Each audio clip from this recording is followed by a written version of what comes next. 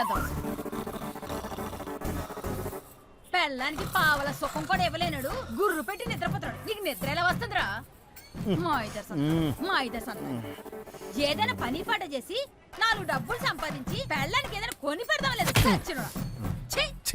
బయట పడుకున్న సుఖం లేదు. అయ్య బాబోయ్, ఇన్ని తిట్లు తిడుతున్నా సీకూసింత లేకుండా మొద్దులోకి ఎలా కూర్చున్నాడు చూడు. నిన్ను ఇరక్కదరా మరి సబ్బు